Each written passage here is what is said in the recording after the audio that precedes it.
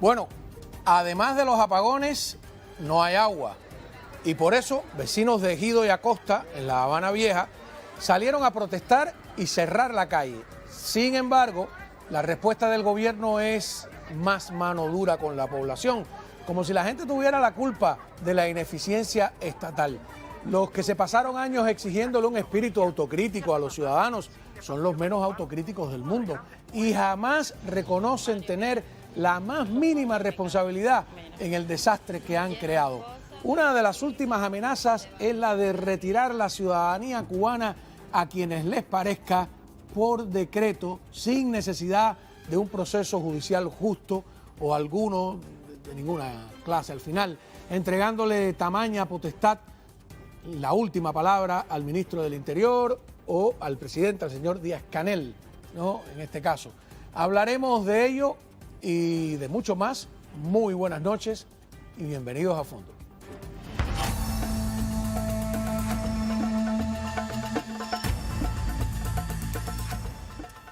Bueno, muy bien. Para entender todo este enredo legal tenemos a Sergio Comas, analista político. Buenas noches, gracias por la invitación, Cabo. ¿Qué me cuentas? Mira, veamos primero cómo hace este tipo de anuncios la televisión oficialista. Adelante. Diputados de todo el país analizaron a través del sistema de videoconferencia los proyectos de ley de migración y extranjería publicados en la Gaceta Oficial de la República de Cuba. José Luis Toledo Santander, presidente de la Comisión de Asuntos Constitucionales y Jurídicos del Parlamento, lideró el proceso que se realiza previo al próximo periodo ordinario de sesiones de la Asamblea Nacional del Poder Popular, previsto para el próximo mes de julio. Especialistas del Ministerio del Interior y del Ministerio de Justicia asistieron al encuentro, donde se debatieron los nuevos contenidos de las leyes que se presentan luego de cerca de 4 años de trabajo. A ver, la idea aquí, porque no entran en el tema de las leyes, es que tienen una legitimidad porque han sido debatidas a distintos niveles, etcétera, etcétera. Pero ¿por dónde empezamos? ¿Cuál es el cambio real? Porque en el 2019 ya habían hecho una reforma constitucional y la habían publicado en la Gaceta Oficial, en Granma, etcétera. Sí, pero esa reforma constitucional eliminó una serie de definiciones que en la primera constitución socialista de Cuba, que es la del 76, estratificaba y señalaba muy bien cuáles eran las causales por las cuales se podía perder la ciudadanía. Hablando de alistarse un ejército y una serie de cosas que mandaban a tener una legislación suplementaria que estableciera un mecanismo para ver cómo se iba a renunciar a la ciudadanía y cómo se iba a retirar la ciudadanía. Eso nunca ocurrió durante muchos años, pero fíjate que llama la atención que en esto el dictador nicaragüense Ortega ya lleva una ventaja, porque eso mismo es lo que está haciendo en Nicaragua. Hay que recordar que quitó ciudadanía a 300 y tantas personas y le confiscó las propiedades. Y esto es lo que están haciendo esta gente ahora mismo, en un momento en que se están preparando, como digo, para el gran final. Fíjate que hay una producción legislativa muy copiosa, mientras que el país se está destruyendo y no se resuelve ningún tema de economía. Sí, se están tomando medidas de seguridad al armar con fuerza letal el órgano Poder Popular, con vigilancia de la FARC y las áreas agrícolas que ellos consideran unidades. Y ahora este tema, que era un tema sagrado, era un mito en Cuba, que nunca hubo una manera de renunciar efectivamente a la ciudadanía. Yo recuerdo que en la legislación de la década del 40 era el Ministerio de Gobernación quien manejaba los expedientes de temas ciudadanos, que ahora ese lugar lo toma el Ministerio del Interior. Por cierto, dentro de esa legislación, no creas que el ministro del Interior va a estar todo el tiempo ocupado en temas de ciudadanía, porque hay un acápite que pone para que delegue en los delegados correspondientes de inmigración para tomar estos temas. Incluso los expedientes se pueden presentar en relaciones exteriores y hasta en el Ministerio de Justicia. A ver, si me permites ir un poco atrás, tú mencionaste la Constitución de 1940, que creo recordar, lo puedo revisar, yo la he leído varias veces, la he estudiado, que sí, si tú te alistabas, sobre todo estamos en el espíritu de la Primera, la Segunda Guerra Mundial, la Guerra Civil Española de por medio, si tú te alistabas en un ejército extranjero, podías perder la ciudadanía, ¿no? Lo que pasa es que en la Constitución del 76 ellos no admiten la doble ciudadanía, no la admiten, y lo tuvieron así con todas las reformas hasta el 2002. Ahora en el 19 ellos de repente dicen que sí admiten doble ciudadanía, pero que cuando vas a Cuba tienes que regirte por la ciudadanía Pero cubana. fíjate, eso es una reformulación. De hecho, lo que están enarbolando ellos es un concepto, un eufemismo, que es la ciudadanía efectiva.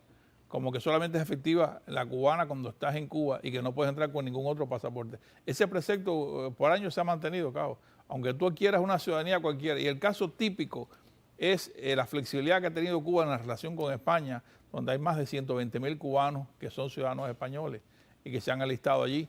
Es un hecho práctico de doble ciudadanía. De hecho, algunas personas que caen presos en Cuba siendo ciudadanos americanos o españoles no tienen derecho a servicio consular porque Cuba no reconoce el fuero de otro país. Y es precisamente mantenerte bajo el imperio de la ley del gobierno para ejecutar todas las medidas. De hecho, la renuncia a la ciudadanía se concibe solamente en esta legislación o proyecto de legislación que está abierto a opiniones en una página digital. Si tú vives en el extranjero, tienes otra ciudadanía y presentas una solicitud que es bastante complicada. Incluso están hablando de presentar antecedentes penales, certificados de salud, cuentas bancarias y demostrar algo que no está claro todavía, que no tienes deudas con el Estado cubano de ningún género. Yo me imagino que esa coletilla aplicará contra aquellos médicos que ellos han formado y que le vayan a exigir a los que se quieran liberar que tienen que pagar una cantidad. Sí, tiene muchas cosas con ángulos muy complicados. De alguna manera estas reformas, porque todavía son una propuesta de ley, es un proyecto, repiten lo que la reforma del 2019 ya tenía. Sí. Vamos al artículo 14.1, que en el 2019 creo que tiene otro número, que dice: la adquisición de otra ciudadanía no implica pérdida de la ciudadanía cubana. Eso fue nuevo a partir del 19. Los ciudadanos cubanos, mientras se encuentren en territorio nacional, es lo que hablábamos, se rigen por esa condición en los términos establecidos en la presente ley y no pueden hacer uso de una ciudadanía extranjera. Se refleja en eso. Tú caes preso en Cuba y eres ciudadano norteamericano, pues la embajada norteamericana no le permiten que te vaya a visitar ni que te atienda, que tenga una atención consular, como tú le llamas. Pero ahora vamos a especular un poco. A mí me da la impresión de que esto ellos lo han cambiado porque ya hay funcionarios, hijos de funcionarios, etcétera, que se han hecho ciudadanos de otros países, que viven en otros países. O sea, sí, se están adaptando para la comodidad. Fíjate que primero hicieron una reformulación de qué cosa es el emigrado y se deja en el olvido aquello de salida definitiva. Ya se considera que hay un movimiento migratorio tan potente que el mérito de toda esta legislación está en el movimiento demográfico tan grande que hay. De hecho, se produjo el pleno de la Unión de Periodistas de Cuba y la presidenta de la Comisión Nacional de Ingreso a la carrera de periodismo ha dicho que obligar a las muchachas a pasar el servicio militar ha hecho que solamente haya 22 personas optando por la carrera de periodismo. Es decir, que hay unos debates internos del efecto que ha tenido la inmigración que ha afectado todos los sectores completamente. De hecho, están pidiendo que los jóvenes se incorporen a trabajar y demás. El otro día vi una entrevista con Rey Vicente Anglada, el famoso segunda base que estuvo preso, lo conocí en la cabaña, donde están hablando abiertamente de que en realidad los peloteros, los deportistas aficionados cubanos eran profesionales, lo que es un reconocimiento del fraude que cometió en todos los eventos internacionales Cuba, y hablan de su capítulo de la cárcel un poquito por arriba, de que era una mala palabra ser profesional y que ahora los deportistas tienen derecho, como los médicos u otros. O sea, hay un cambio, como tú dices, pero en todos los sectores de posicionamiento. Pero también es un oportunismo del poder, ¿no? Es completamente una herramienta supranacional para eliminar, por ejemplo, las personas que han promovido el expediente en Europa del acuerdo, para que se suspenda el acuerdo del 2016 con Cuba, basado en que Cuba fehacientemente viola los derechos humanos y trafica con los médicos como fuerza de trabajo que ellos explotan y demás. Y esas acusaciones, esos son personas que están en la mira de ser despojados de la ciudadanía. Por eso es que se ha habilitado un proceso orgánico administrativo que puede ser hasta apelable con el Ministerio del Interior y uno de facto que lo hace el presidente, que no tiene que cumplir ningún género de procedimiento ni de pruebas para quitarte la ciudadanía. O sea, que ¿cuál es el cambio ahora? Que ya no hay un proceso legal, aunque mencionan a los tribunales populares en el inciso 3, digamos, y que el Ejecutivo te puede por decreto quitar la ciudadanía. Sin cumplir ningún género de requisito, ni sin promover un expediente. Por ejemplo, hay una situación muy incómoda con connotados disidentes cubanos que el gobierno arbitrariamente, siendo ciudadanos cubanos, no lo deja entrar al país. Con privarlo de la ciudadanía, si ya tienen otra extranjera, ya tienen, para entrar a Cuba es un extranjero ya. Ya lo priva completamente eso. Ahora, el hecho de que se haga desde fuera significa que los propios disidentes que están en Cuba, que tengan un expediente rebelde de problemas, de infracciones, no pueden desde el territorio, aunque tengan una ciudadanía española, no pueden renunciar a la ciudadanía cubana.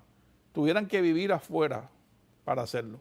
Ahora, este artículo 15.2, yo no lo entiendo, si tú me lo explicas, que dice que son nulos los actos realizados por ciudadanos cubanos mediante el uso de otra ciudadanía para surtir efectos en el territorio nacional. Yo creo que ese es un palo muy grande para un inversionista cubano que quiera presentar papelería administrativa o inversión de capital o gestiones de formación de compañías en Cuba utilizando la ciudadanía, la ciudadanía del país de que es americano o español, y que después se sepa que es un cubano que nunca ha renunciado a la ciudadanía. O sea, si tú eres dueño de una empresa y eres cubano inscrita en Washington, en Tennessee, no tiene una validez dentro del territorio, esa empresa no puede... No, si lo hiciste como un extranjero, si lo hiciste con documentación de un extranjero, sabiendo que eres ciudadano de ese país, ellos no lo van a aceptar de ningún género. De hecho, hay una serie de multas para personas que, siendo cubanos, hacen actos de cualquier género en el territorio nacional utilizando otro tipo de ciudadanía. Y esto del artículo 51.5 de que si te alistas en una organización armada con el objetivo de atentar contra la integridad territorial del Estado cubano, sus ciudadanos y demás personas, se te quita la ciudadanía. Bueno, todos los miembros de AFA 66 están de facto, se le quita la ciudadanía. Eso es interesante porque Fidel nunca, fíjate, interesante, Fidel nunca necesitó hacer eso. De hecho, algún par de brigadistas... se le hubiera quitado la ciudadanía porque entró en un barco con armas, atentado contra... O sea, ¿cómo es que dice ahí? Tipificaban completamente ese contra requisito. La integridad territorial del Estado, ¿no? Fidel nunca lo quiso hacer. Ni siquiera los combatientes de Girón, que ellos llaman mercenarios, fueron objeto de... Hubo una persona que estuvo en la Sierra Maestra que escribió algo muy interesante. Dijo, el Granma fue innecesario. Ninguno tenía prohibido entrar al país. No tenían que entrar clandestinamente. Podían haber entrado por el aeropuerto. Cuando regresemos, el primer